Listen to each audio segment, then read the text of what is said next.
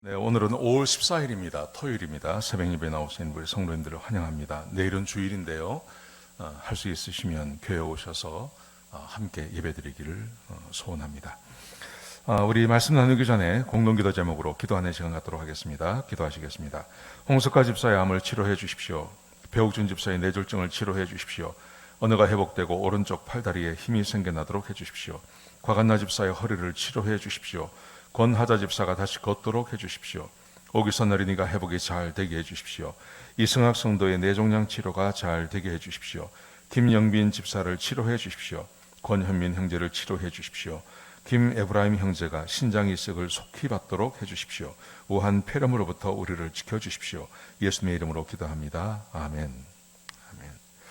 오늘 본문의 말씀은 고린도전서 7장 1절에서 16절까지 말씀입니다. 결혼에 대한 이야기가 기록되어져 있습니다.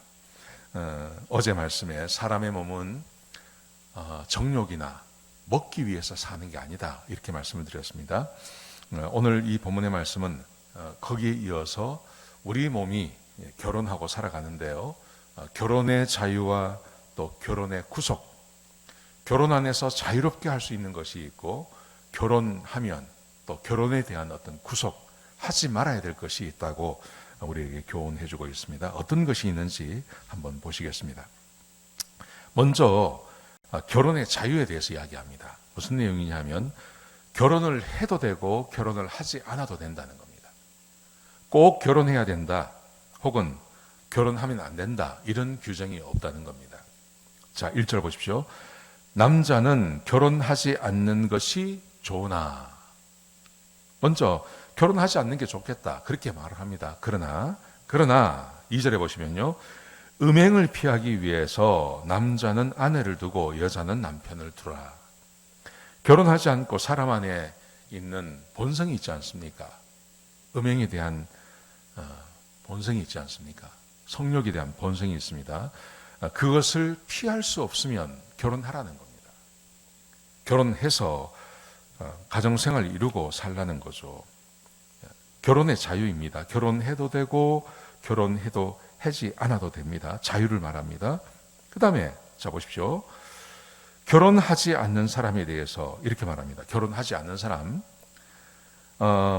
나는 모든 사람이 나와 같기를 원한다. 7절에 그렇게 되어 있습니다. 모든 사람이 나와 같기를 원한다. 사도 바울은 결혼하지 않았습니다. 그래서 결혼하지 않았으면 좋겠다. 그러나 은사대로 하라. 사람이 다 같지 않다. 그렇지 않습니까?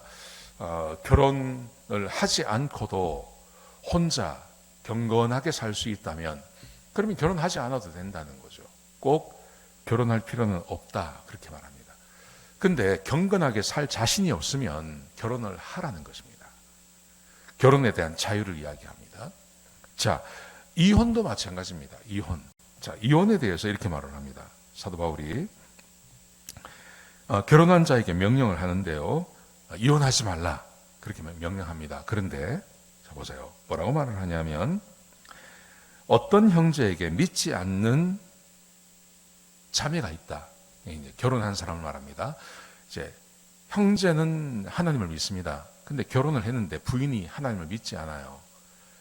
이럴 경우 만약에 여기 보시면 14절에 보시면요, 이렇게 되어 있습니다. 하나님을 믿는다는 이유 때문에 믿지 아니하는 그 부인이 혹은 남편이 이혼을 요구할 경우에는 이혼하라는 겁니다. 예. 자, 15절 이렇게 되어 있습니다. 혹 믿지 아니하는 자가 이혼을 원하면 그렇게 하라. 결혼 생활을 하고 있는데 중간에 남편이나 아내가 혼자 믿게 되었어요. 근데 지금하고 좀 상황이 다르죠. 지금 이 사도 바울이 있는 이 고린도 시대만 하더라도 하나님을 믿는 것 때문에 박해가 참 많습니다. 제약이 참 많습니다. 지금으로 말하면 그 무슬림 지역 같은 그런 곳이죠.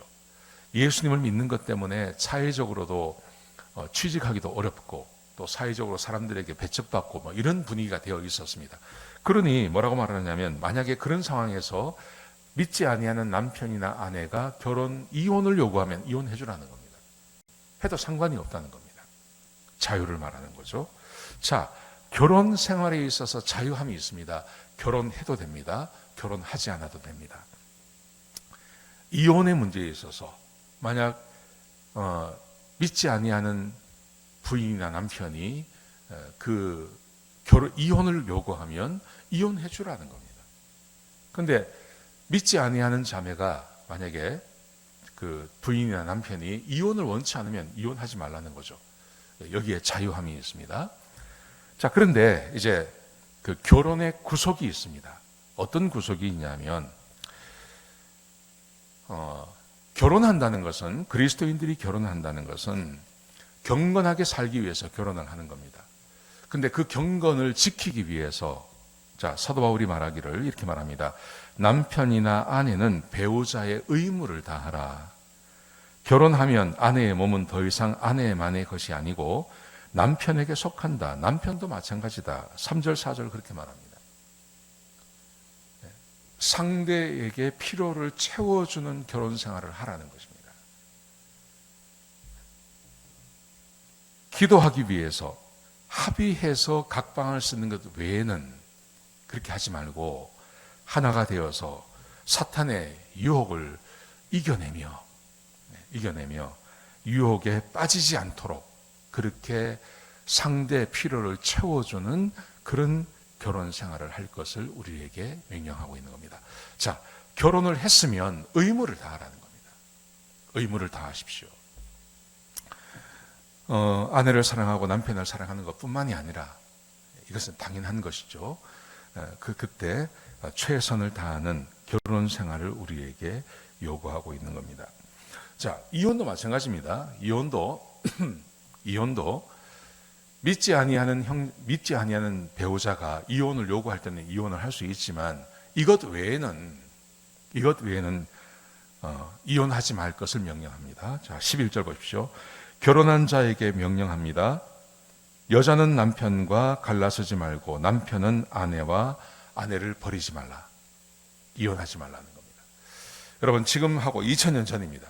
2000년 전에 중동 지방 여자의 인권이 거의 없던 시대죠. 남편은 그저 부인이 마음에 들지 않는 이유 때문에 그냥 이혼 합의서, 이혼 증서 하나 써주고 얼마든지 이혼할 수 있었던 그런 시대입니다. 그런데 오늘 사도 바울이 이걸 이제 명령이라고 하면서도 한편으로는 이렇게 말하지 않습니다. 이게 꼭 명령은 아니고 자기의 생각에 이렇게 했으면 좋겠다는 나의 권면이다, 이렇게 말을 합니다. 그렇지만 이 권면은 아주 명확합니다. 결혼 안에서 할 수 있는 것과 할 수 없는 것이 있습니다. 결혼해도 됩니다. 결혼하지 않아도 됩니다. 만약에 믿지 아니하는 배우자가 이혼을 요구하면 이혼할 수 있습니다. 그러나 결혼 안에서 절대 해서는 안 되는 일들이 있습니다. 그것 외에, 이혼을 요구하는 것 외에는 이혼하지 마십시오. 그리고 이제 예수님께서 말씀하신 대로 그 음행의 문제 외에는 다른 것으로는 이혼하지 말라고 말씀하시고, 그리고 또 하나,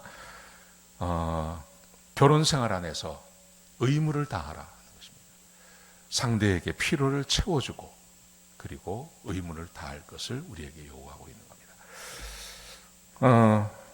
우리나라의 예를 들면 한 100년 전만 하더라도, 100년 전도 아니죠, 한 6, 70년 전만 하더라도 여자의 인권이 거의 없던 나라 아닙니까? 근데 2000년 전이었습니다. 다를 바 없었습니다. 그런데 하나님께서 사람을 남녀로 지으시고 한 가정을 이루시고 그 안에서 하나님께서 계획하신 그 가정을 지켜내기 위해서 최선을 다할 것을 우리에게 요구하고 있습니다. 사랑하시는 성도 여러분, 우리 믿는 가정은 달라야 할 줄로 믿습니다. 세월이 가면 갈수록 가정을 아주 단단하게 묶었던 그 남편의 의무, 아내의 의무, 이 의무들에 대해서 의문을 이야기하고 꼭 지키지 않아도 되는 것처럼 이 사회가 그렇게 몰아가고 있습니다. 그래서 실제로 얼마나 많은 가정이 깨어지고 서로에게 상처를 주는지 모릅니다. 여러분, 그런데 진리는 하나님의 말씀입니다. 가정에 대한 진리도 하나님의 말씀 가운데 있습니다. 의무를 다하고 최선을 다하는 것, 그게 결혼한 사람들이 지켜야 할 것입니다. 그리고 결혼하는 것 안 하는 것은 자유라는 거죠. 얼마든지 그럴 수 있습니다. 그런데 왜 결혼해야 되는지, 왜 결혼을 하지 말아야 되는지에 대해서는 월요일 날 다시 말씀드리겠습니다. 최선을 다하시는, 그래서 가정을 아름답게 지키시는 우리 성도님들이 되시기를 주의 이름으로 축복합니다. 기도하시겠습니다. 아버지 하나님, 귀한 말씀 주셔서 감사합니다. 하나님께서 허락하신 이 가정을 하나님의 말씀으로 지켜내며 거룩하게 지켜내는 우리 성도들의 가정이 되게 하여 주옵소서. 한 가정도 성적인 문제나 간음의 문제가 생겨나지 않도록 하시고 깨어지는 가정이 없도록 지켜주시옵소서. 주님 감사합니다. 예수님의 귀하신 이름으로 기도드렸습니다. 아멘.